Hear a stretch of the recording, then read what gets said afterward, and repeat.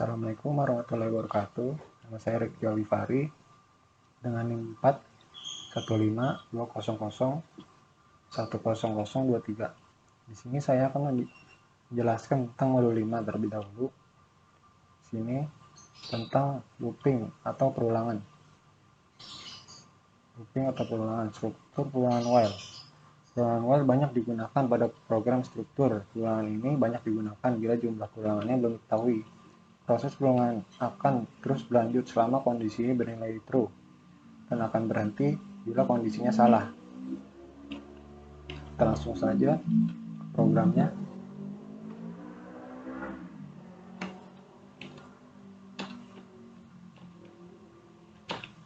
Di sini saya akan mencoba membuat variabel integernya bertipe integer.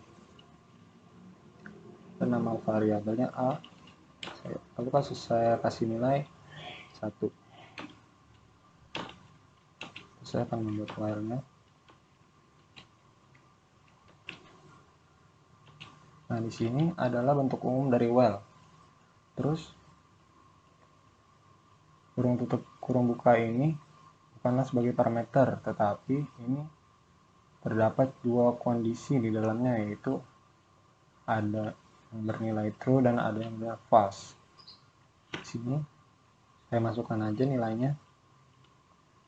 Masukkan aja kondisinya, yaitu A kurang dari sama dengan 5 misalnya.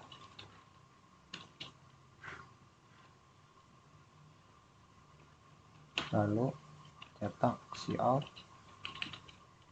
A. Nah, ini kan A nya sama dengan 1. Jika 1 kurang dari 5 kan masih benar ya. Maka dia kalau benar itu di dalam while itu dia akan terus looping sampai tak terhenti. Kita coba saja. Ini kita compile terlebih dahulu. Sukses, diterang. Nah, di sini kan bernilai true. Jika bernilai true dia akan terus looping sampai tak terhenti. Gimana caranya agar tidak terus looping? Kita tambahkan variabel baru. Caranya yaitu A sama dengan A tambah 1. Nah, ini variabel barunya. Nah, gimana kok bisa tidak terhenti? Kita coba saja ya. Kita compile terlebih dahulu. Sukses, terang. Nah, hasilnya 1, 2, 3, 4, 5. Ini hasilnya. Kok bisa 1, 2, 3, 4, 5? Jadi ini tuh A-nya yang tadi itu 1 nggak masuk ke while terlebih dahulu. Dia melewati while ini tapi masuk ke variabel yang baru. Masuk variabel yang A sama dengan 1. A plus 1. Jadi dia masuk ke sini. Masuk ke A yang baru. Jadi 1 tambah 1 sama dengan 2. 2 lalu naik ke while yang tadi. While yang tadi jadi 2. 2 kurang dari sama dengan 5. Itu masih bernilai true ya. Jadi dia akan menyimpannya terlebih dahulu. 2 di sini. Berarti jadi A-nya itu sama dengan 2. 2 tambah 1 sama dengan 3 kan. 3 masuk ke while yang tadi. Masuk ke while 3 kurang dari sama dengan 5, yaitu 3 masuk ke tadi sini. Nah, 3 masuk lagi ke sini. 3 tambah 1 sama dengan 4. 4 masuk naik ke while tadi. 4 kurang dari 5 itu masih bernilai true. Jadi simpan lagi di sampingnya. Nah, 4 tambah 1 sama dengan 5. 5 naik lagi ke sini. 5 kurang dari sama dengan 5 itu nah terjadilah di sini. Stop di sini sampai 5. Nah, inilah while. Nah,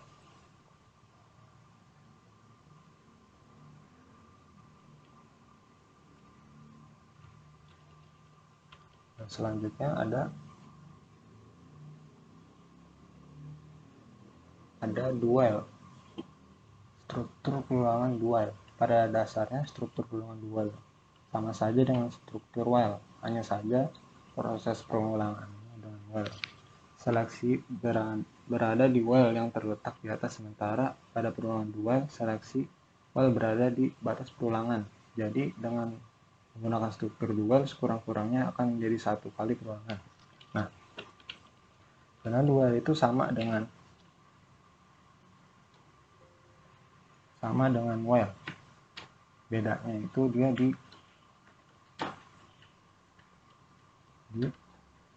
kalau dual itu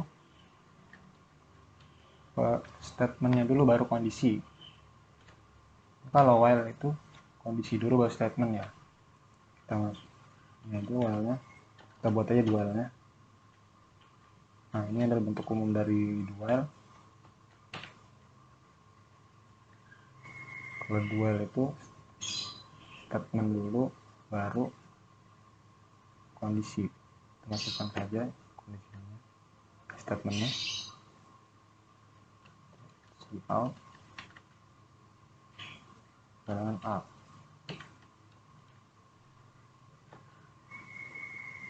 Kondisinya A kurang dari 9,5.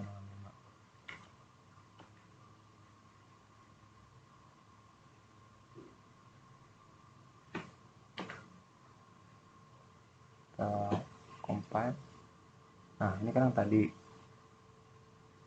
masih bernilai juga kan, belum ada variabel baru. Nah, kita tambahkan variabel baru A++. Oh, bedanya A++ sama yang tadi sebenarnya sama saja, sama, lebih simpel. A++ A tambah 1, ini sebenarnya sama saja yang tadi, ini lebih simpel saja. Sekarang, nah hasilnya sama. Dual itu statementnya dulu baru kondisi. Kita lanjut ke for. Nah, dalam program seringkali kita dituntut untuk melakukan proses perulangan di dalam struktur pengulangan yang sedang dilakukan. Begitupun bahasa C yang kita dapat lakukan dengan menggunakan struktur for, biasanya disebut dengan for bersarang atau nested for. Ini bentuk umum dari for ya. Kita coba. Kasusnya masih sama yang seperti tadi, 1, 2, 3, 4, 5 ya. For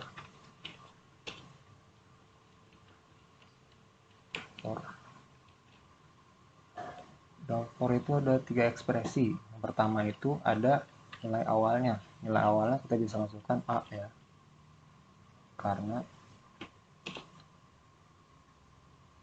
kasusnya itu kita akan buat 1, 2, 3, 4, 5. A ini nilai awal, lalu kemudian kondisinya itu A, yang tadi kondisinya itu A kurang dari sama dengan 5. Nah, kondisinya ini bernilai true dan false. Jika true, maka dia akan masuk ke prosesnya, itu A++ yang tadi. Selanjut kita cetak cout dengan A. Nah, ini adalah bentuk dari for ya. Nah, jadi kasus saya 1, 2, 3, 4, 5 ini. Nah, ini adalah for.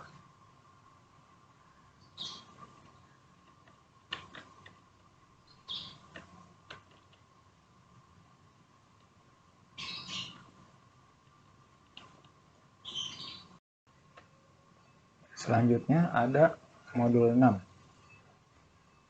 Di modul 6 ini saya akan menjelaskan tentang fungsi. Fungsi merupakan bagian atau blok dari kode program yang dirancang untuk melaksanakan tugas tertentu.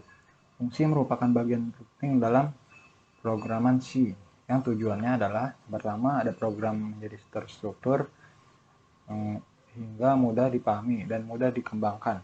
Kedua, dapat mengurangi pengulangan kode atau duplikasi kode. Tugas yang dilakukan untuk fungsi dapat dilihat dari beberapa fungsi standar, misalnya seperti get dengan tugas untuk membaca kode tombol paparan yang ditekan. Printf dengan tugas untuk menampilkan informasi atau data ke layar. Pada umumnya fungsi memerlukan masukan yang dinamakan sebagai argumen atau parameter. Masukan ini selanjutnya diolah oleh fungsi dan hasilnya dikeluarkannya dapat berupa sebuah nilai atau disebut nilai keluaran fungsi atau nilai balik fungsi. Untuk umum sebuah fungsi adalah sebagai berikut. Ini adalah bentuk umum dari sebuah fungsi.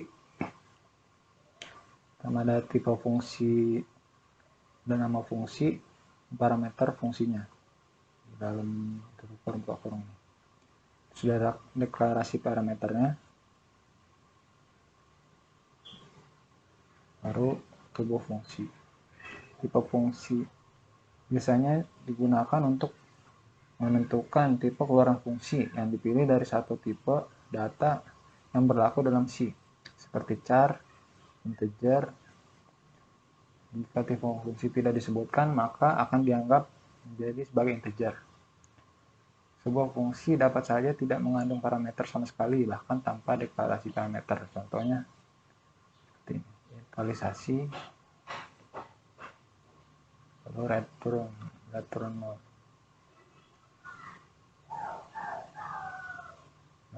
Fungsi tanpa nilai balik.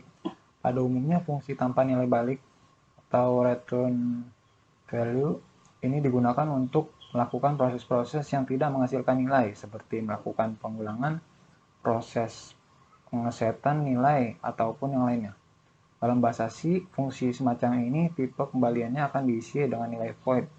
Dalam bentuk umumnya, dari pendefinisian fungsi tanpa nilai balik sebagai berikut.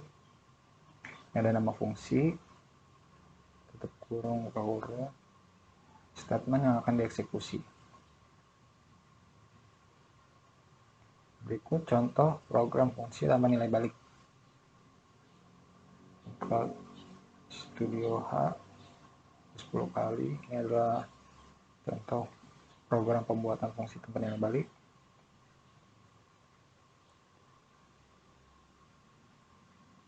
Programnya ini outputnya bahasa C sebanyak 10 kali. Dari perhatikan secara teliti, fungsi tulis 10 kali kurung ini dalam program di atas tidak menghasilkan nilai, melainkan melakukan proses, yaitu penulisan teks bahasa C sebanyak 10 kali. Fungsi semacam inilah yang disebut fungsi tanpa nilai balik atau void function. Sebenarnya sebuah fungsi tanpa nilai balik juga dapat digunakan untuk menghasilkan nilai suatu proses tertentu, yaitu dengan menampung dalam suatu parameter. Selanjutnya ada nilai fungsi dengan nilai balik. Berbeda dengan fungsi tanpa nilai balik yang hanya mengandung proses tanpa adanya nilai kembalian, fungsi tanpa nilai balik yaitu fungsi yang digunakan untuk melakukan proses-proses yang berhubungan dengan nilai. Adapun cara pendefinisiannya dengan menuliskan tipe data dari nilai yang akan dikembalikan di depan nama fungsi. Untuk umum, pendefinisian fungsi dengan nilai balik. Ada tipe data, nama fungsi, parameter 1 dan parameter 2, dan seterusnya sampai terminal akan eksekusi, return nilai balik.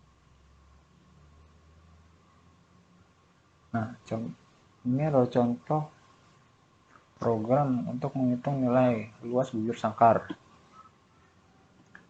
Main Cloud Studio, luas bujur sangkar.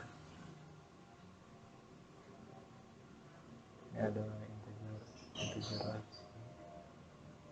L sama dengan sisi per sisi retun.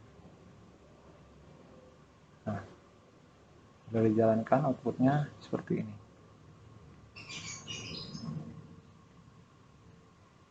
Nah, selanjutnya ada memberi nilai akhir fungsi. Dalam sebuah fungsi dapat mempunyai nilai keluaran atau seperti diperhatikan pada contoh di atas yang tadi. Dan di dalam tubuh fungsi pernyataan dapat diberikan untuk memberikan nilai akhir fungsi dalam berupa pernyataan return. Contoh program penyusunan suatu fungsi. Contohnya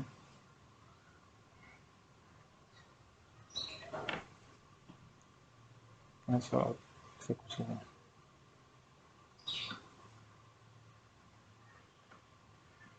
Program di atas sekaligus menjelaskan bahwa suatu fungsi cukup didefinisikan satu kali, tetapi dapat digunakan beberapa kali untuk menghindari duplikasi kode dan menghemat penulisan program maupun penyimpanan kode dalam memori.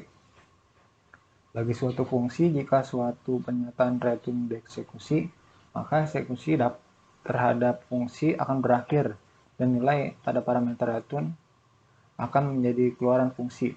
Untuk fungsi yang tidak memiliki pernyataan return, maka tanda kurung kurawal akan digunakan sebagai tanda akhir eksekusi fungsi. Nah, berikut adalah contoh fungsi yang memperoleh nilai minimum antara dua nilai yang ada parameternya.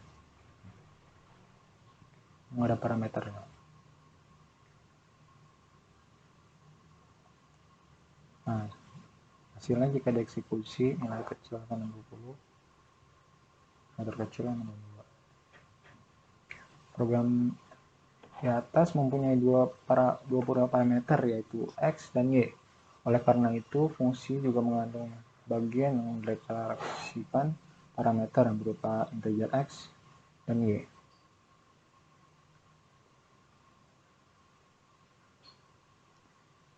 Pernyataan di atas menyatakan jika x kurang y lebih kecil y, maka nilai keluaran fungsi adalah sebesar nilai x. Untuk keadaan selainnya, x lebih besar dari y, maka keluaran fungsi adalah sebesar y. Fungsi minimum dipanggil dua kali. Yang pertama, hasil sama dengan minimum a dan b, yang memberikan nilai terkecil antara a dan b ke variabel hasil. Ini ada prototype fungsi.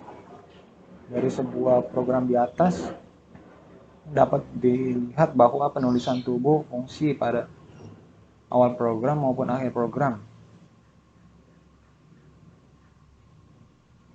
Pada contoh program minimum CPP, pendefinisian fungsi dilakukan pada awal program sebelum pernyataan program utama main. Model penulisan ini merupakan model klasik.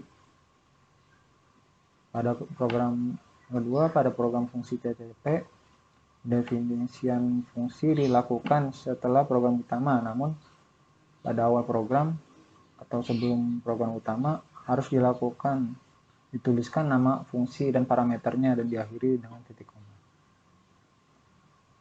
Deklarasian fungsi pada program fungsi CPP dikenal sebagai prototype fungsi atau function prototype.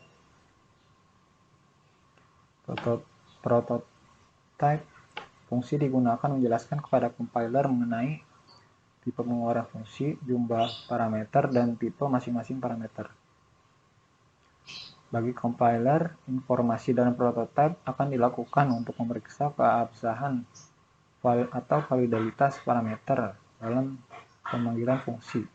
Salah satu keuntungan penggunaan prototype, compiler akan melakukan konversi seandainya antara tipe parameter dalam definisi dan parameter saat pemanggilan fungsi tidak sama, atau akan menunjukkan kesalahan kalau jumlah parameter dalam definisi dan saat pemanggilan berbeda. Ini adalah contohnya.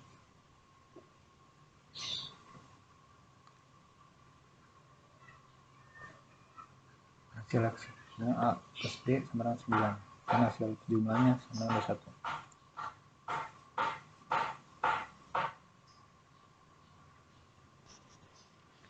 Terakhir adalah fungsi rekursif. Rekursif adalah suatu proses dari hasil yang memanggil dirinya sendiri. Fungsi yang seperti ini disebut fungsi rekursif atau recursive function. Dalam sebuah fungsi rekursif, pemanggilan dapat terjadi berulang kali. Karena ada proses yang berulang, maka harus ada suatu kondisi yang mengakhiri proses. Jika tidak, maka proses tidak akan pernah berhenti sampai memori yang digunakan dapat menampung lagi. Pemecahan masalah dengan pendekatan rekursif dapat dilakukan jika masalah tersebut dapat didefinisikan secara rekursif, yaitu masalah yang dapat diuraikan menjadi masalah sejenis yang lebih sederhana. Di sini adalah contoh rekursifnya. Fungsi rekursif. Nah, ini hasil runningnya. 1, 2, dan 3. Dalam membuat fungsi rekursif, harus ditentukan kondisi penelitian. Pada contoh di atas, kondisi penelitian adalah jika n sudah lebih kecil atau sama dengan 0, setiap kali fungsi memanggil diri sendiri,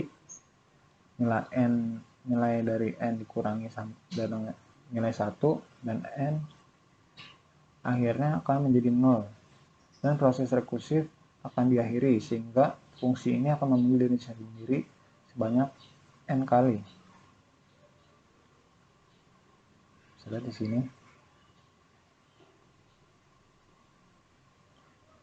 Nah, di sini ada contoh program faktorial.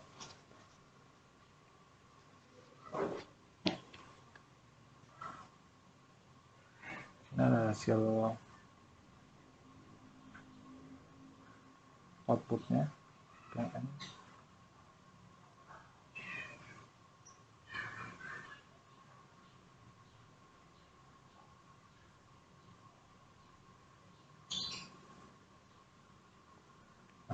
pembandingan rekursif dengan iteratif. Kekurangan rekursif yang pertama, memerlukan memori yang lebih banyak untuk menyimpan activation record dan variabel lokal. Activation record diperlukan untuk waktu proses kembali pada pemanggil. Kedua, memerlukan waktu yang lebih banyak untuk menangani activation record. Secara umum digunakan untuk penjelasan rekursif hanya jika penyelesaian sulit dilaksanakan secara iteratif. Kedua, efisiensi dengan cara rekursif sudah memadai. Ketiga, efisiensi bukan masalah dibandingkan dengan penjelasan logika program. Jika sebuah masalah dapat diselesaikan dengan cara iteratif, maka digunakan iteratif. Jika penyelesaian dengan menggunakan iteratif memerlukan algoritma yang iteratif rumit, maka dapat dicoba dengan pendekatan rekursif, karena rekursif memerlukan sumber daya yang lebih banyak.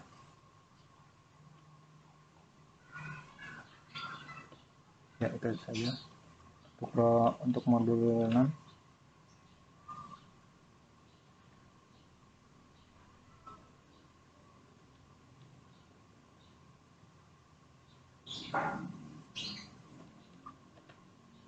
Ini saya akan menjelaskan modul 7.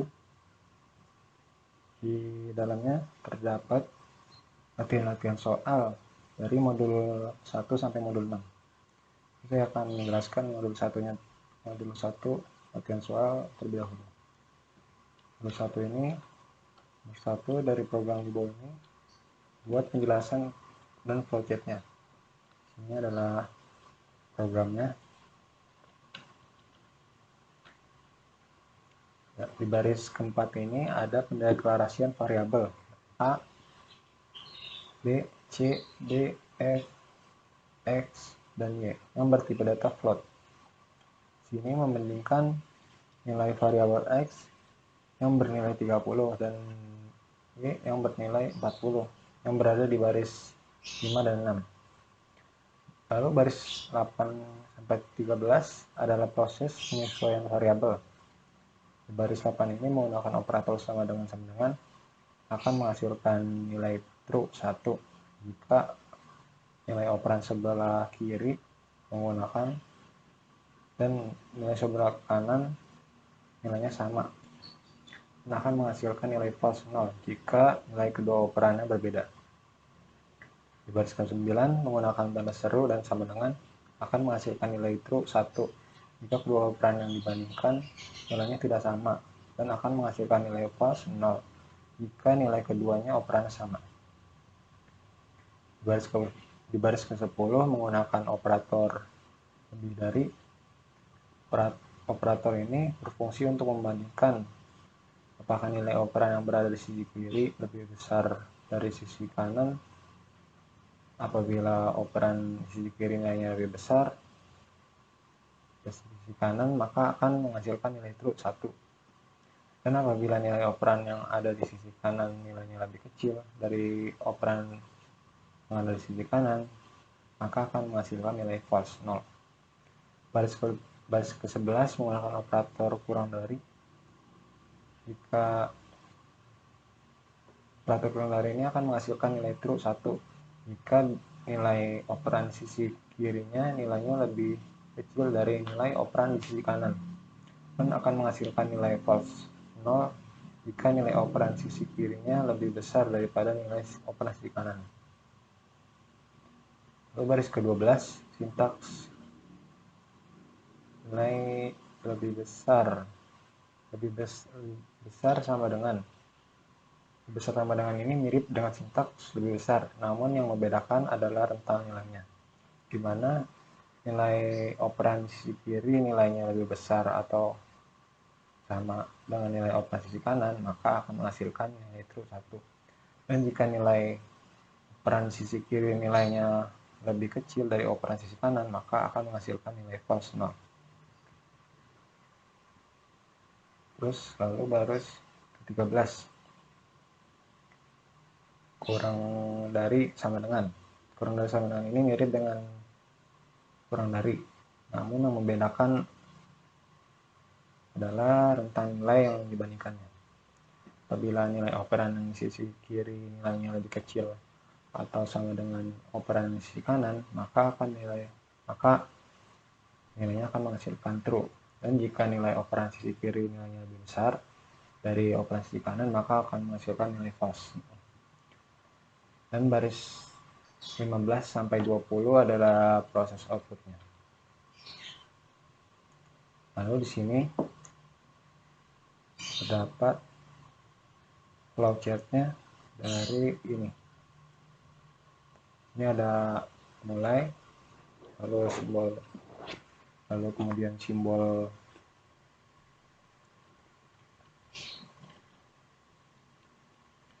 regression, lalu tipe data code variabelnya, lalu ada A, B, C, D, lanjut ke X sama dengan 30, Y sama dengan 40. Terus ke bawah ke prosesnya. Ya, prosesnya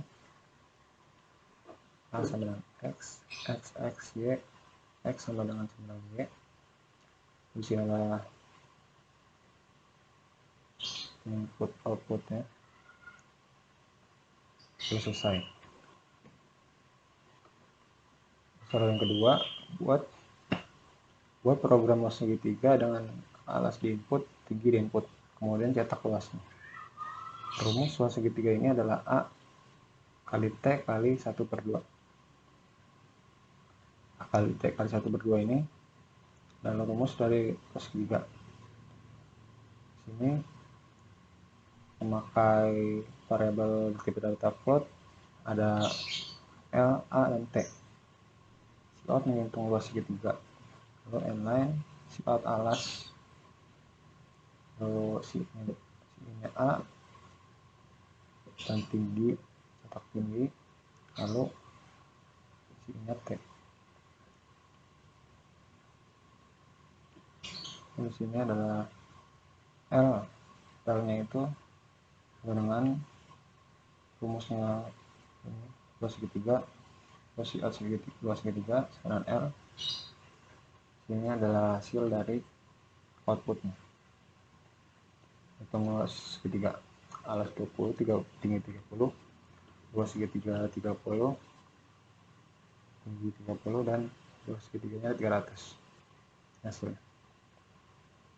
Lalu buat flowchart dari program jawaban nomor 2 tadi ini. Dan flowchartnya mulai dari start, lanjut ke float L, A dan T, di input alasnya, input tinggi, masuk ke rumus, proses, lalu print luas segitiga, lalu selesai. Kemudian nomor 5, hitung luas permukaan isi bola yang diketahui jari-jarinya. Rumusnya ini. Di sini adalah programnya. Di sini adalah memakai variabel float, RL dan RLI dan P. P-nya itu 3,14. 3,14 itu adalah rumus bola, rumus jari-jari. Di sini I dengan kurang 4 kali P kali R itu 3. R-nya 4 kali P kali R. Di sini adalah hasil outputnya, menghitung isi bola dan luas permukaan. Ini baru luas permukaan. Lanjut ke modul 2. Ini modul 2 ini pertama kita disuruh menjelaskan tentang flowchart ini.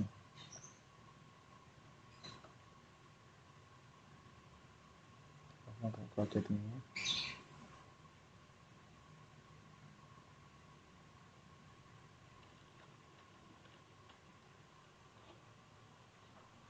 Flowchart ini menjelaskan dari start dulu, terus lanjut dengan variabel integer yang ada A, B, C, dan max. Selanjutnya input bilangan 1 dengan mencetak huruf A, bilangan 2 dengan mencetak huruf B, dan bilangan 3 dengan mencetak huruf C. Selanjutnya masukkan nilai A lebih besar dari B dan C lebih besar, A lebih besar dari C. Jika true maka max-nya sama dengan A. Jika false maka akan lanjut ke bawah, lanjut ke B, ke nilai yang B lebih besar dari A dan B lebih besar dari C. Jika true maka akan lanjut ke max sama dengan B, dan jika false dia akan lanjut lagi ke yang C. C itu C lebih besar dari A dan C lebih besar dari B. Jika true maka akan ke max sama dengan C, dan jika false maka program yang diinputannya selesai atau end.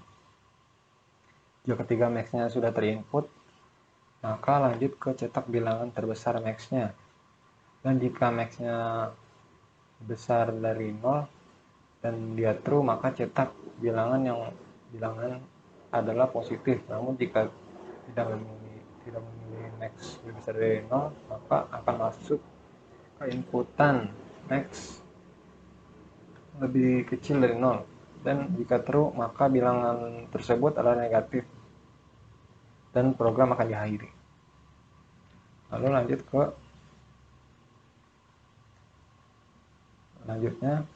nomor 2, buat program dengan output sebagai berikut. Buat program pertama itu buat program dengan logika bila salah satu inputan 0 maka semua bernilai tidak lulus. Nah, di sini adalah programnya. Sini memakai variabel untuk tipe float, ada UTS, UAS, dan quiz. Sini quiz, masukkan UTS.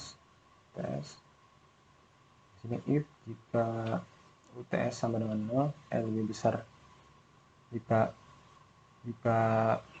UTS lebih besar 0 dan UAS 0 dan kuis sama dengan 0, Anda lulus. Jika tidak, maka Anda tidak lulus.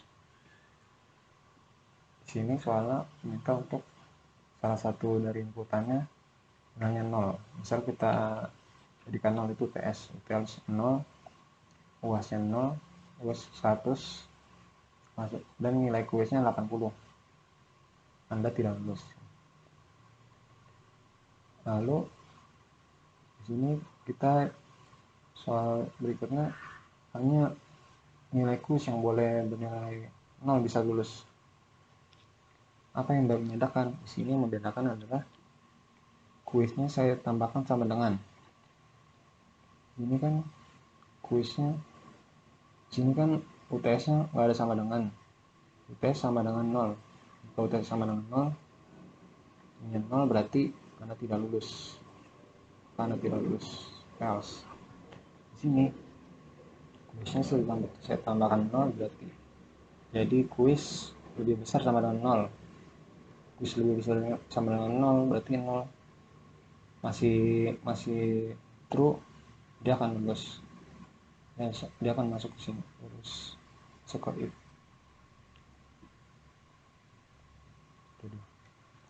Lanjut ke nomor 3, buat project dari jawaban nomor 2 ini ya. Sinar project masuk memulai start, masukkan nama, input UTS, masukkan input nilai UAS, nilai kuis. Jika UTS lebih besar dari 0, UAS lebih besar dari 0, dan kuis lebih besar dari 0, maka dia lulus. Jika salah, jika memenuhi, maka tidak akan lulus. Lanjut N. Yang ketiga, buat program dengan input sebagai berikut. Menu, suruh menu, ada luas segitiga, persegi panjang, terus pilihan. Jika input pilihan 1, maka input alas. Jika inputnya pilihan 2, maka input panjang. Berarti kalau pilihan 1 itu menghitung persegi 3, jika pilihan 2 ini itu menghitung luas persegi panjang. Kita langsung lihat aja di programnya. Ini menggunakan variabel integer, pilihan A, T, L, P, LS, dan LPP. LS ini luas segitiga, dan LPP ini saya singkat menjadi luas persegi panjang.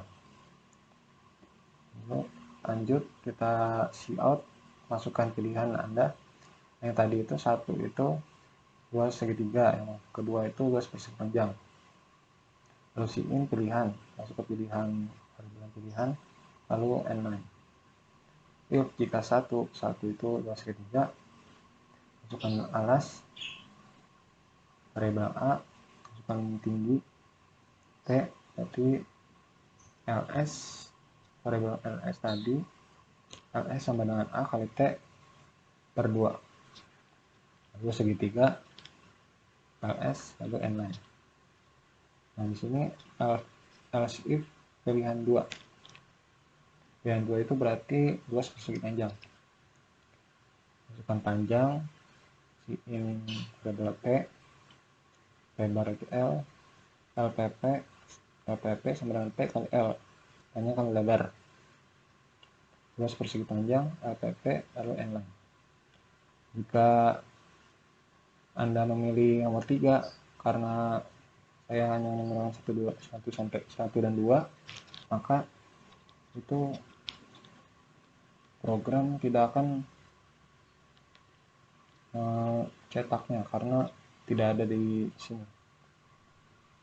Ini adalah hasilnya. Masukkan alas 20 lebih luas. Ini adalah hasil outputnya. Ke modul 3. Ke modul 3 ini suruh jelaskan projectnya dengan program jadwal tiket harga bus, jadwal tiket keberangkatan. Ini sudah ada ininya, sudah ada projectnya. Ini mulai dari start, lalu di input ada dua tipe variabel. Yang pertama ada variabel integer dan char. Di integer ada input a dan total, di char ada x, waktu, dan par. Nah, disini langsung ke awal menunya, jadwal dan harga tiket keberangkatan bus. Sini yang pertama ada Jakarta Malang, dan yang kedua Jogja Solo. Input masukkan data Anda. Nah, di sini user boleh memilih antara 1 dan 2. Misal kita pilih 1.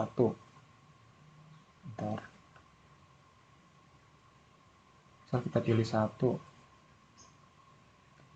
maka dia akan di switch, terus lalu ada pilihan 1 dan 2. Jika 1, dia akan masuk ke 1. Ke 1 masuk ke sini. Jika dia tidak mau memilih 1, dia akan memilih 2, dia akan masuk ke case 2. Jika dia memilih 3, padahal hanya ada case ada 1 dan 2 pilihannya, dia akan masuk ke cetak, kodenya tidak akan dicetak, lalu selesai. Nah, di sini jika dia memilih 1, dia akan masuk ke 1 user, lalu user disuruh memilih bus eksekutif, dipilihnya atau N. Jika dia memilih N, maka cetak waktu keberangkatan. Jika dia memilih N, maka cetak bus ekonomi Jakarta Malang belum tersedia untuk saat ini. Jika dia memilih case Y, maka dia akan ada pilihan lagi, ada pagi dan malam. Paginya itu di A dan malamnya itu ada di B, pilihan B. Jika dia memilih A, maka akan masuk ke case A. Maka di sini akan dicetak harga per orangnya dan Rp50. Lalu user diminta untuk menginput banyaknya orang yang dia pilih. Karena 10, lalu lanjut ke proses total. Proses total ini misalnya banyak orang 10 kali harga per orangnya tadi, lalu dicetak total biaya, lalu selesai. Lalu ke case B, lalu jika user memilih malam, maka dia akan masuk ke case B. Jika case B, lalu dia akan harga per orang itu 75 karena malam. Terus user meminta untuk diinput banyaknya orang dipilih, lalu proses total sebanyaknya orang kali 75 tadi, lalu dicetak, biayanya dijumlahkan, lalu selesai program. Jika dia bukan memilih selain yang ada di sini A dan B, maka kode tidak akan dicetak, maka dia langsung akan N-nya dan selesaikan. Nah, jika dia memilih case 2, maka dia akan masuk ke case 2. Case 2 ada tentang memilih bus pariwisata Y atau N. Jika memilih N, maka akan masuk ke case Y, waktu keberangkatan bus pariwisata. Nah, di sini ada lagi pilihannya, waktu keberangkatan pariwisata ada pilihan C dan D. Pilihan C ada pagi, dan di pilihan D ada malam. Lalu jika memilih C, maka akan masuk ke case C. Jika yes, maka akan mencetak harga paket. Harga paketnya itu 500, terus di input banyaknya bus, terus banyaknya bus kali 500, lalu dicetak. Jika menulis SD, harga per orang 750, lalu diinput banyaknya bus, lalu diproses total biayanya. Banyaknya bus kali 750 harga per orang tadi, lalu cetak, selesai. Kita lanjut aja ke modul 4.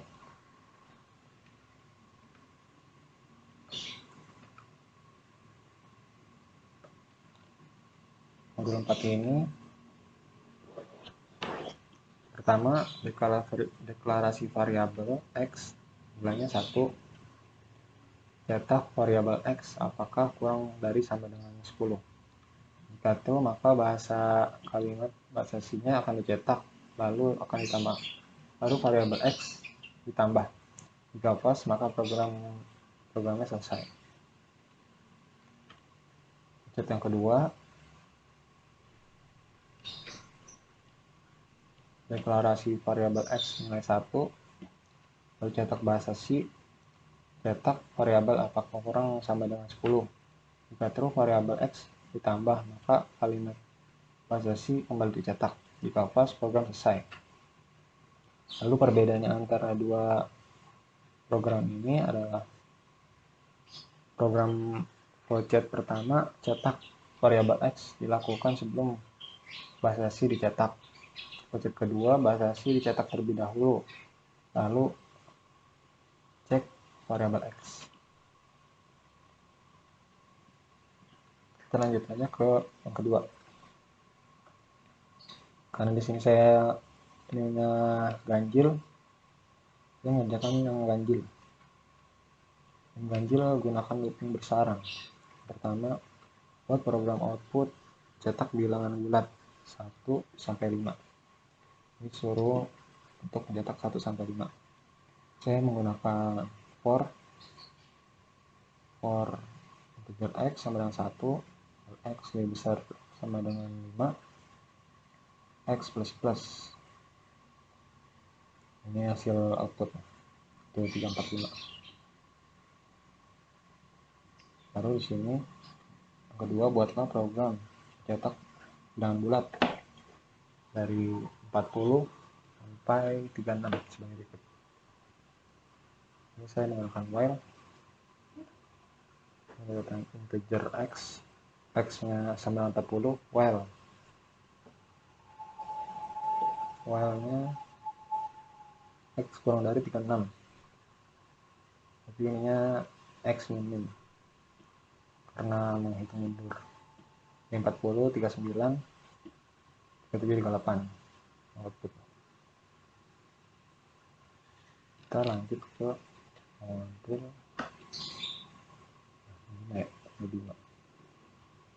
Jelaskan tabel pembuktian berikut ini.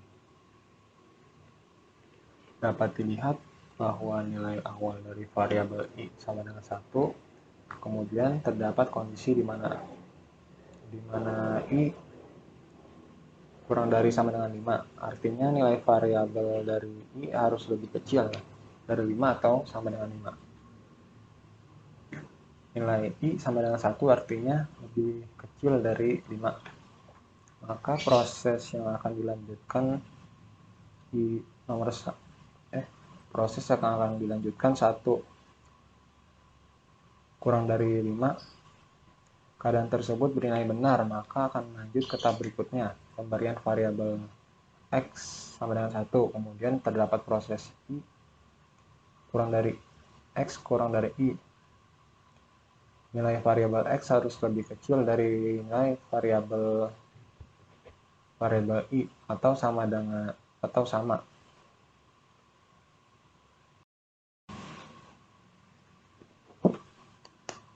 Artinya nilai variabel X sama dengan nilai variabel I, maka keadaan ini bernilai benar.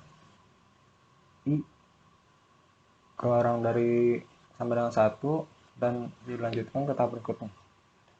Nilai I yang akan ditampilkan adalah nilai dari variabel X. Berdasarkan proses di atas, nilai yang akan ditampilkan adalah 1.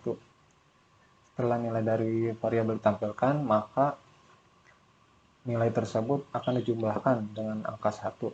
Setelah nilai dijumlahkan, maka nilai tersebut akan berubah menjadi 2. Kita cek dalam kondisi X kurang dari I, apakah kondisi tersebut masih bernilai benar atau salah. 2 kurang dari 1. 2 kurang dari 1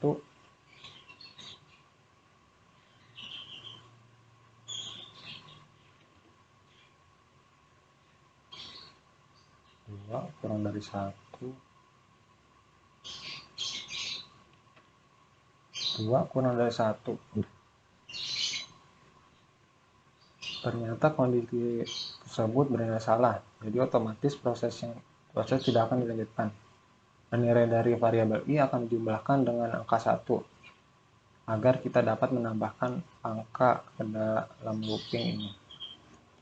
Dapat dilihat bahwa variabel I sama dengan 2, maka kita dapat menambahkan angka lagi ke dalam looping ini. Kita lakukan proses di atas sehingga nilai variabel I lebih besar dari angka 5. Otomatis proses looping while ini akan berhenti. Dan seterusnya. Nomor 2, buat flowchart dari program di bawah ini. Ini adalah bahasa C yang digunakan program tersebut. Saya mau flowchartnya di garis start, lalu ke float RI X T sama dengan 0, lalu ke integer Y sama dengan 1, Y sama dengan 3, ke pas bilangan entry bilangan, lalu ke Y plus. Jika true maka T sama dengan T plus X. T sama dengan R sama dengan T per Y, lalu total rata-rata, terus N selesai. Terus modul 6 dibuat dengan menggunakan fungsi untuk output sebagai berikut. Ini ada 2 program dijadikan satu, status rata-rata, letak rata-rata, lalu ada piramid. Ini suruh untuk input UTS, UAS, dan kuis yang hanya dipanggil, lalu ada input tinggi piramid. Ada 3. Ini ada programnya.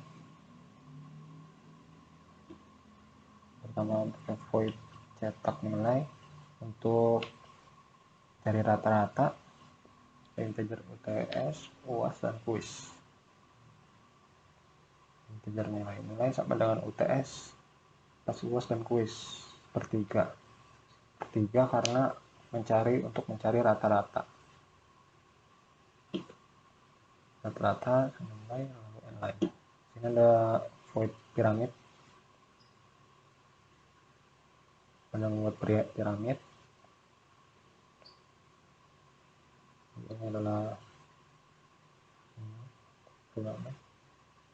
if jika B sama dengan 1 1 ini masuk ke cari rata-rata nilai.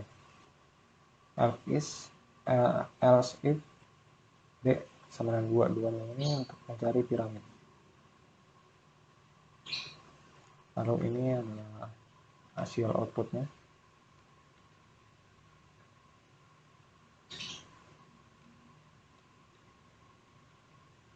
Nah, yang buat piramid 1, 2, 3 bentuk piramid ada rata-rata.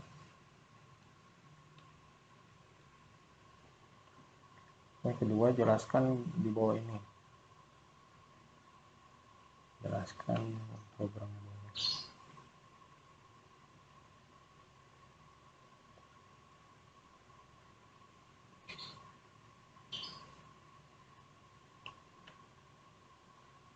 Program tersebut adalah program yang untuk mencetak kalimat bahasa C sebanyak 10 kali.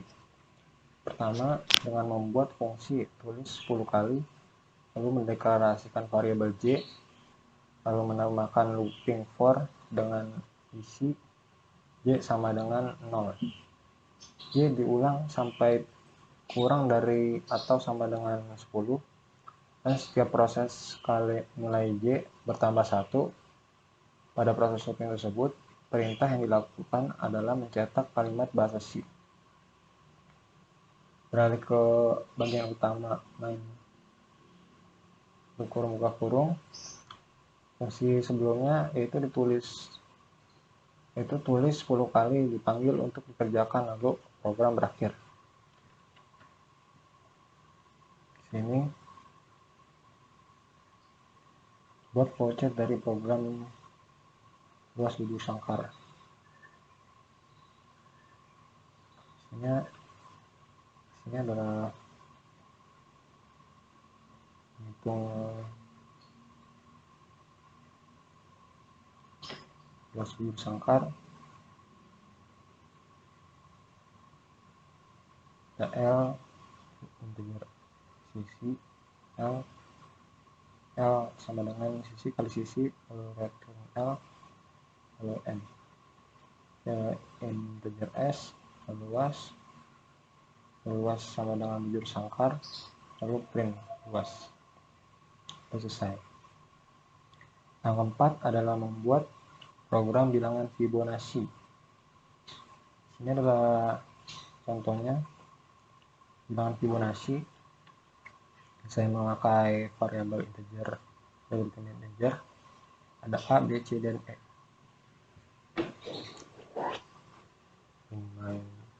Kita cout program bilangan Fibonacci. A sama dengan 2, B sama dengan 0, T sama dengan A plus B. For D sama dengan 2, D lebih kecil dari E, D plus plus. C sama dengan A plus B, D sama dengan A min C. Sini adalah hasil outputnya.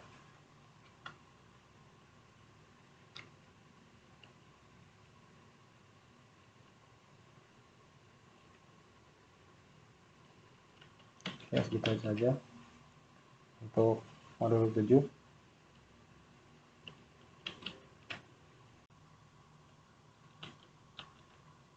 Ini saya akan menjelaskan modul 8. Menerapkan materi 1 sampai 7. Ini ada soal-soal tentang materi 1 sampai 7. Modul 1 sampai modul 7.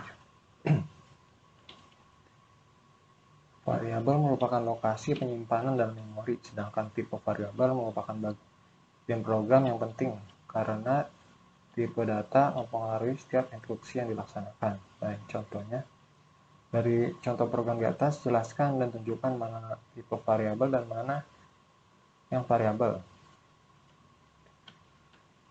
Di sini tipe variabelnya ada 3, 1,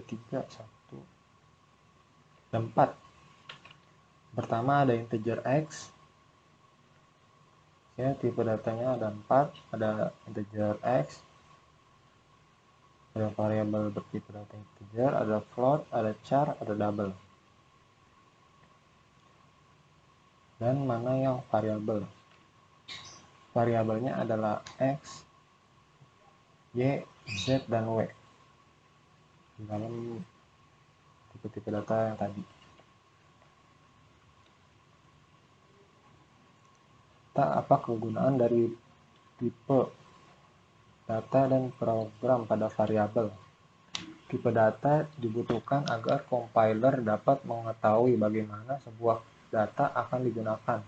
Sedangkan variabel berfungsi dalam program untuk menyimpan suatu nilai dan nilai yang ada padanya dapat dirubah selama eksekusi program berlangsung. Ini ada operator algoritma, contoh programnya. soalnya. Dari problem di atas, tunjukkan mana yang termasuk operator matematika. Kemudian, buatlah studi berkenaan dengan matematika, operator matematika. Di sini termasuk operator matematikanya itu ada A plus B, A kali B, A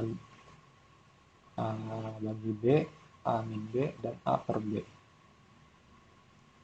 Kemudian buatlah studi kasus berkenaan dengan algoritma. Nah, di sini saya sudah buat studi kasus tentang operator matematika.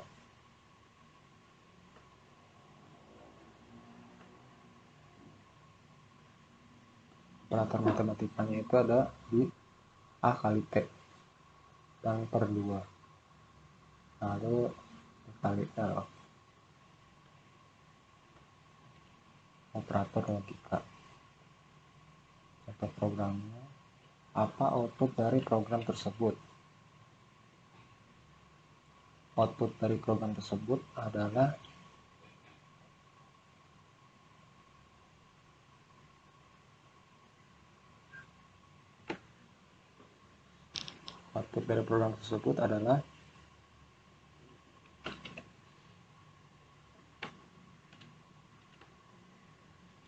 outputnya hasil dari, saya sudah cek, hasil dari 30 sama dengan 40 sama dengan 0. Ini adalah outputnya. Kemudian jelaskan kenapa dapat menghasilkan 0 dan atau angka 1. Dihasilkan 0 dan 1 memiliki pernyataan true atau false. Jika false maka nilainya 0, dan jika true maka nilainya 1. Materi kedua, struktur kondisi if. Contoh programnya. Dari contoh program di atas, apabila input kelima sedangkan kondisi pada if berubah menjadi 65, dari contoh program di atas, apa outputnya bila ada inputan angka 65 sedangkan kondisi pada if berubah menjadi kurang dari 65. Kurang dari 65, maka mencetak Anda akan lulus karena lebih dari sama dengan 65. Dan apa outputnya bila yang kedua, apa outputnya inputannya bila angka 45 sedangkan kondisi if berubah jadi lebih besar dari 50. Jika if-nya dirubah jadi 50 sedangkan inputan 5, maka program tidak akan dieksekusi karena ini kurang, ini 45, sedangkan kondisi if-nya dirubah menjadi lebih besar dari 50. Kita switch. Apa perbedaan kondisi if else, dan switch case? If itu digunakan untuk satu kondisi saja. Jika benar atau terpenuhi maka akan dijalankan, dan jika salah tidak akan dipenuhi maka dibiarkan saja oleh program. Lalu kondisi if else. If else perintah ini digunakan untuk lebih dari satu kondisi. Seperti biasa, perintah 1 dan perintah 2. Biasanya berbentuk blok yang terdiri dari beberapa perintah. Pernyataan if merupakan bentuk percabangan dua arah. Jika kondisi yang diuji tersebut terpenuhi, maka program akan menjalankan pernyataan-pernyataan tertentu. Jika kondisi yang diuji sah, maka program akan menjalankan. Jika kondisi salah, program akan menjalankan pernyataan yang lain. Lalu switch. Perintah ini digunakan sebagai alternatif pengganti dari sintaks if else. Dengan if else lebih dari satu. Kondisi if hanya dinyatakan dengan bilangan bulat atau karakter. Lalu apa perbedaannya if dengan switch? Perbedaannya, switch itu kondisinya hanya dinyatakan dengan bilangan bulat atau karakter string. Sedangkan if yang dapat digunakan menggunakan operasi seperti kurang dari, lebih dari, kurang dari sama dengan, dan lebih dari sama dengan. Dan tidak konstanta yang sama dalam sebuah switch. Dan angkanya digunakan harus berkisaran di antara 0 sampai 255. Harus menggunakan break gunanya untuk mengakhiri statement. Lalu ada yang selanjutnya ada default. Ini bisa dibilang sebagai else-nya switch case. Lalu materi 3, step if. Buatlah program tentukan total pembelian kondisi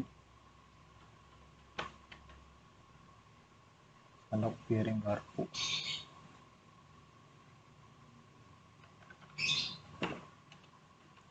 Sudah ada programnya. Program menemukan total pembelian apabila kondisi diketahui. Total pembelian.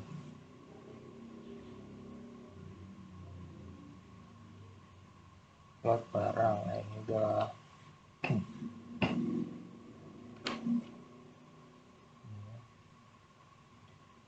pilih satu, pilihan satu, berarti sendok dan garpu.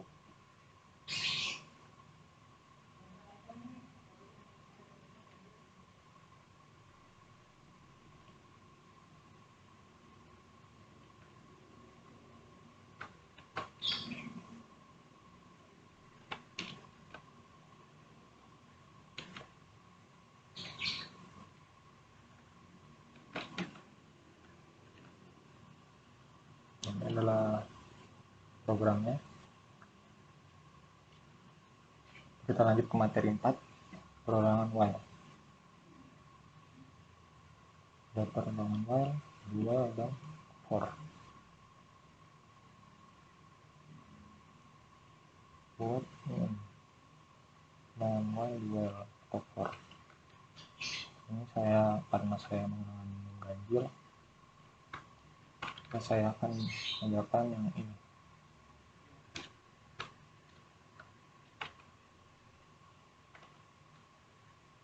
Saya menggunakan for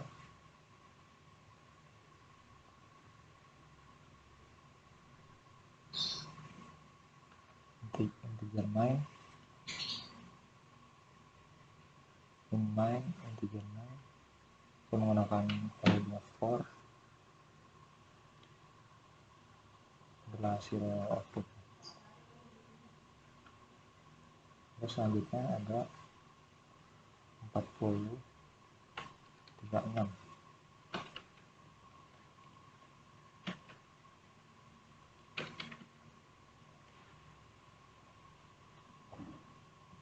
Sini adalah contoh programnya tadi.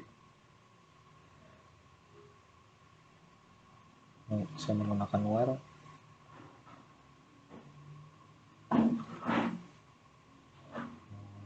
X sama dengan 40, while-nya X kurang dari besar dari sama dengan 36. Ini hasil output.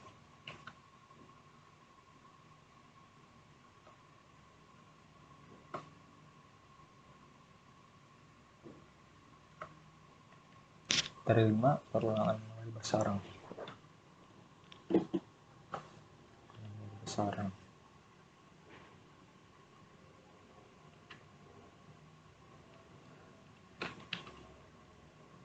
Sini saya disuruh menjelaskan soal menggunakan looping besaran, while dual atau for. Nah, saya ganjil, saya menggunakan ganjil. Nah, di sini adalah besaran menggunakan for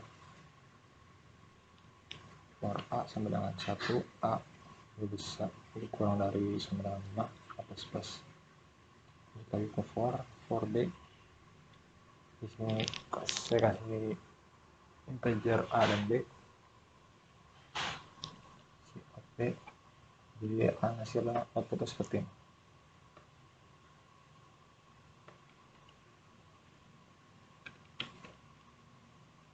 Lanjut yang ini,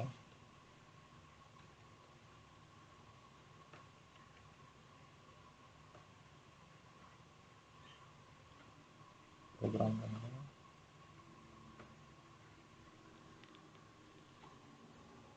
kita menggunakan variabel bertipe data integer, ada a, b, dan c nya sama 41. Terus menggunakan for a dan 4, a kurang dari besar dari sama dengan 1, a min. For b nya b sama dengan 5, b lebih besar sama dengan 1, lalu b plus.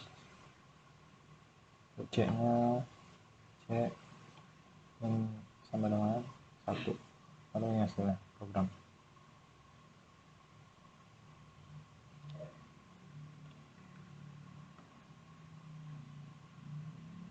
Lalu materi 6,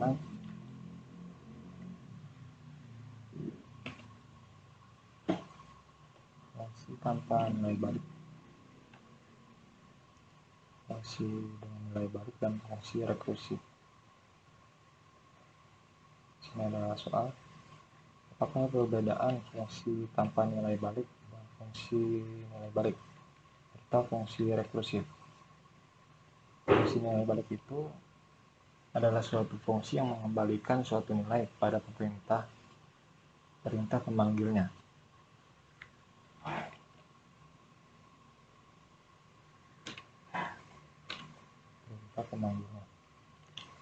Lalu fungsi tanpa nilai balik itu adalah suatu fungsi yang tidak mengembalikan nilai apapun kepada pemerintah pemanggilnya. Lalu fungsi rekursif adalah pemrograman merupakan fungsi yang memanggil dirinya sendiri. Fungsi rekursif sering saya bayangkan seperti perulangan karena tingkah lakunya mengulang-ulang setiap dirinya memanggil dirinya. Contohnya masing-masing, contoh programnya ya. Programnya ini adalah fungsi dengan nilai balik. Kita contoh fungsi,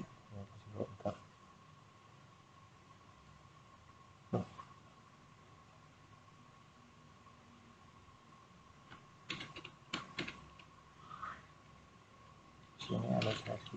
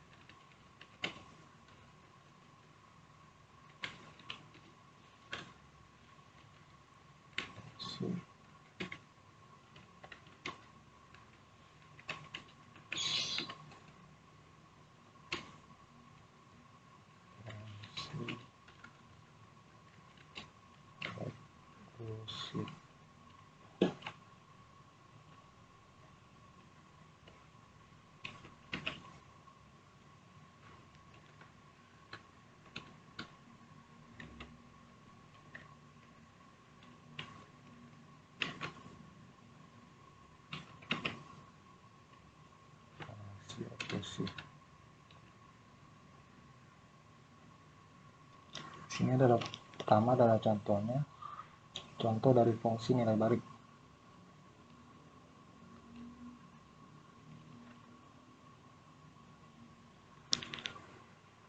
Fungsi yang mengembalikan suatu nilai kepada perintahnya. Dia mengembalikan suatu nilai ini kepada perintahnya. Ini adalah contoh fungsi tanpa nilai balik. Jadi diisi optimal langsung tanpa nilai balik pada perintah pemanggilnya. Lalu fungsi rekursif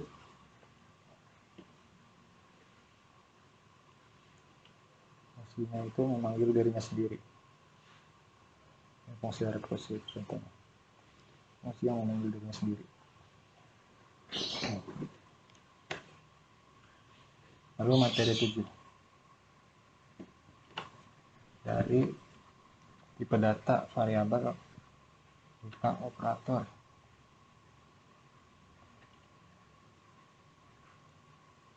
Tipe data variabel operator buka operator matematika. Unsur apa saja, kemudian tunjukkan pada halaman berapa. Operator matematika itu ada di halaman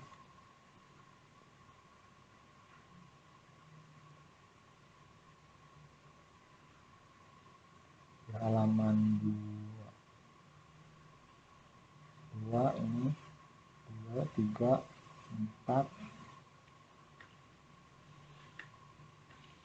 5, 6,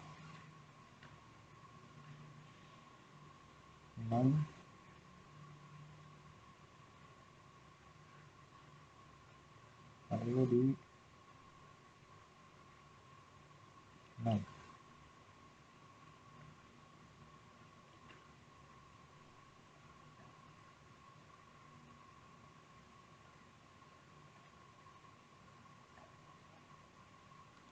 Lalu if else operator logika matematika.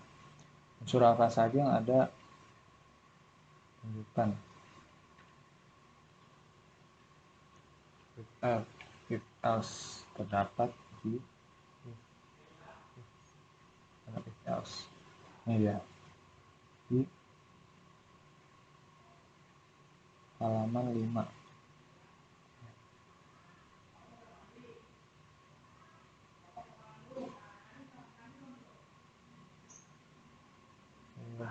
Ini dia di halaman 5, lalu halaman 6, halaman ini dan halaman 6.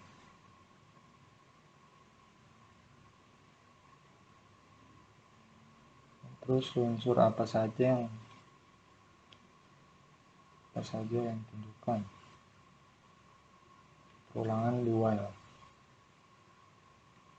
2. Step if dulu. Step if itu terdapat di halaman step if.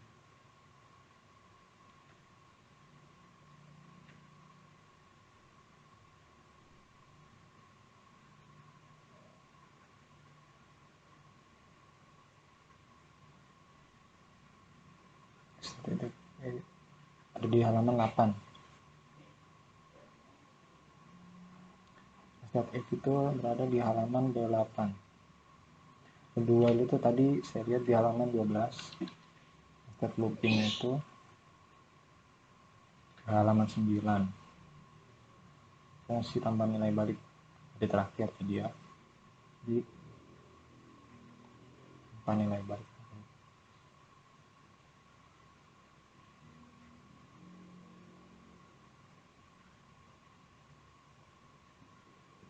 Di halaman 19. Ya, cukup di sini saja. Di sini saja modul 8.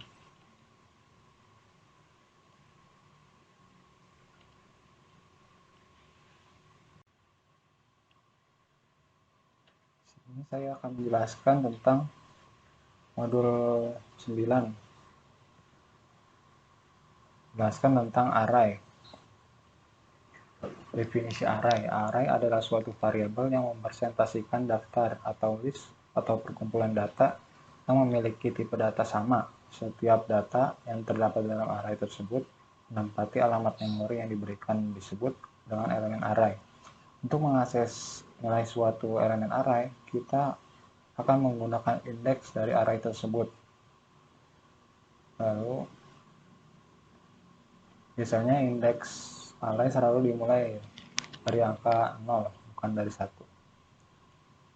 Ini nilainya nilai pertama, lalu indeksnya itu dari 0 dimulainya, lalu nilai kedua indeksnya 1 sampai seterusnya. Ini disebut nilai ke n atau nilai elemen array.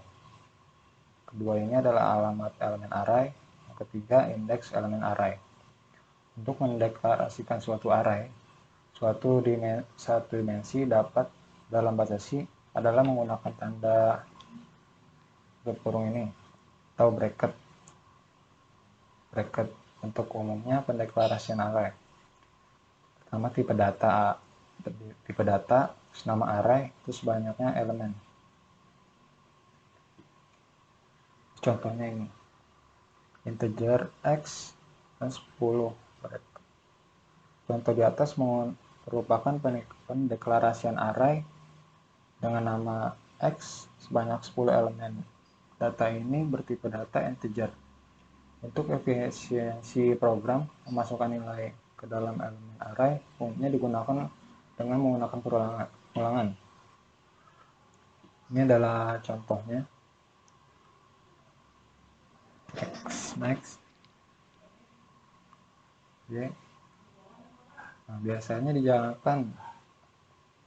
Nah, ini kita jalankan di output. Ini masuknya jadi 0, 1, 2, 4, 6, 2, 4, 5. Nampilkan nilai 3, 4. Yang kedua adalah instalasi array. Sebagai contoh, apabila kita memiliki 3 buah array dengan nama X, Y, dan Z yang semuanya bertipe data integer, dan kita akan melakukan instalasi terhadap elemen-elemennya, maka kita dapat menuliskan dengan cara sebagai berikut. Ada cara-caranya. Terus dipisah, integer X, 5, integer Y, nama integer Z. Pada baris X, kita melakukan instalasi terhadap kelima array, yaitu 15. X ini berarti ini 15, 25, 35, 45, 55. Hingga array X digambarkan pada sebagai berikut. Adalah gambaran dari array X. Tadi integer X. Sedangkan pada baris kedua dari array Y, kita hanya melakukan instalasi terhadap elemen pertama saja, yaitu nilai 15. Dan elemen lainnya masih kosong, sehingga digambarkan sebagai berikut. 15, sisanya 15 di elemen di 0, pertama 0, 15, 1, 1 yang 0, 2, sampai 4. Di baris terakhir, array Z, kita melakukan instalasi terhadap elemen 1 dan ketiga, yaitu dengan nilai 15 dan 35. Namun perlu diperhatikan di sini bahwa kita juga harus mengisikan nilai 0 untuk elemen kedua. Apabila hanya menuliskan integer Z dan 25, maka kompilator akan menganggap kita melakukan instalasi terhadap elemen pertama dan bukan kedua, bukan elemen ketiga. Sehingga kita harus menuliskan sebagai berikut. Tambahkan 0 dari yang tadi.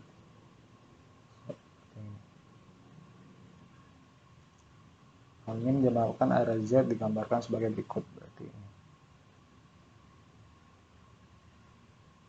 Nah, ini contohnya. Tujuannya ada 3 dan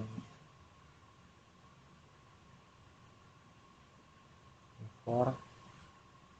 Dijalankan akan didapatkan output seperti ini. Perbedaan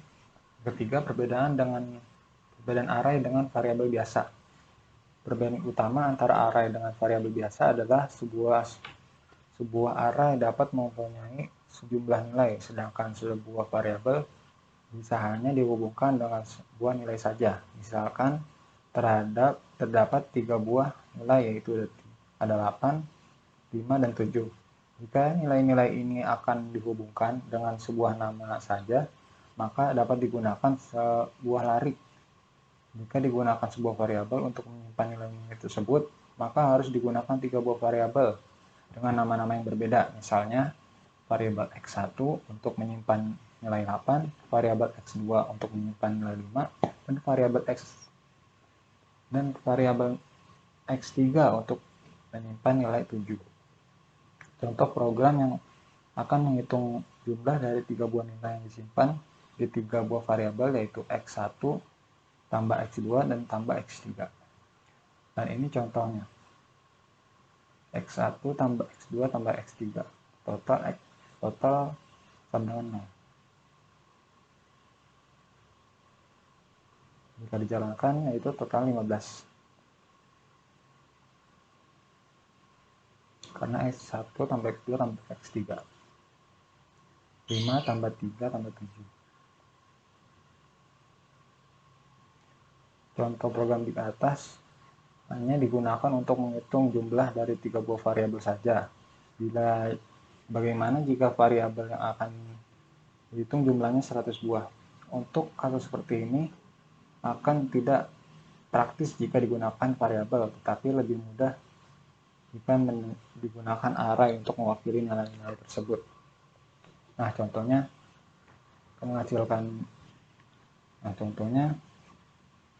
kita ganti yang ini tadi, tapi menggunakan array. Sini adalah contohnya x dan 3. Jadi total x-nya dengan 0. Nah, ini lebih simpel dari yang tadi. Tanpa harus ditambah-tambah. Jadi array ini menggabungkan 3 variabel tadi jadi satu.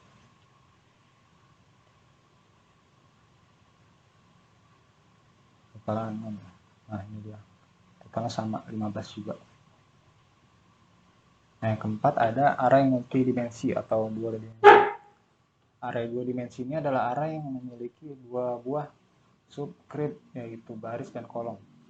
Bentuk umum pendeklarasian array 2 dimensi. Pertama ada tipe data, dan nama array banyak baris dan banyak kolom. Array 2 dimensi ini mewakili bentuk suatu matriks atau tabel. Misalnya matriks X sebagai berikut. Nah, ini adalah contoh misalnya suatu matriks X. Ini barisnya, ini kolom.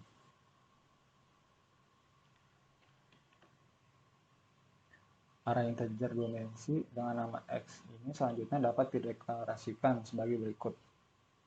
Array X, 2, dan 4. Atau jika ingin mendeklarasikan dengan memberikan nilai-nilai yang dapat dilakukan sebagai berikut. Digabung ya. Integer X, 2, 4. 85 yang tadi, sampai 8. Baris 8 nya sudah, baris 4. Terus lanjut disambung dengan yang bawah. Elemen-elemen dari array 2 dimensi X ini dapat digambarkan sebagai berikut. Contoh lain, kita akan mendeklarasikan berode X kali 2, maka kita akan menuliskan sintaks untuk deklarasi sebagai berikut. Integer X, 3 dan 2.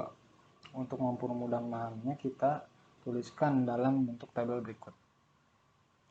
Ini adalah baris ke-0, nah array pertama dimulai dari 0, baris ke-1 dan baris kedua.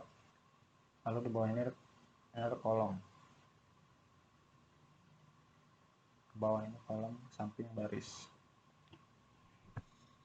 Program contoh 1, program yang menunjukkan bagaimana suatu array 2 dimensi dideklarasikan dan ditampilkan nilai-nilai elemen dalam bentuk matriks. Ini dia contohnya. Array 2 dimensi dideklarasikan ditampilkan dengan dalam bentuk matriks.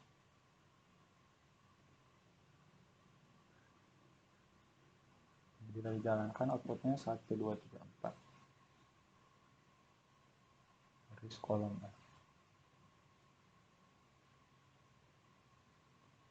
Ini adalah contoh program yang menggunakan penjumlahan dua buah matriks berordo 3 kali 2. 3 kali 2.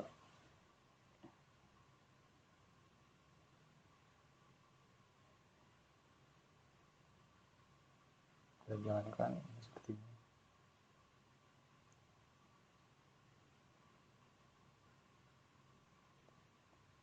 Yang kelima adalah array multidimensi atau 3 dimensi. Array 3 dimensi ini adalah array yang memiliki 3 buah subscript.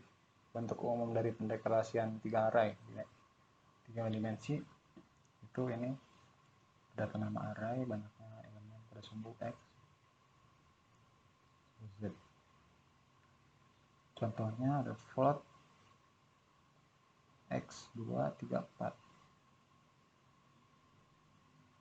Nah, ini adalah contoh yang sederhana yang akan menunjukkan bagaimana cara melakukan instalasi ya kan elemen 3 dimensi.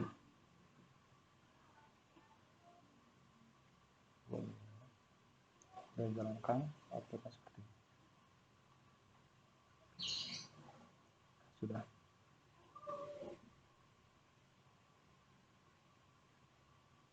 Cukup itu saja modul-modul yang saya jelaskan dari modul 6, modul 5 hingga 9. Cukup sampai di sini. Kurang lebihnya mohon maaf. Assalamualaikum warahmatullahi wabarakatuh.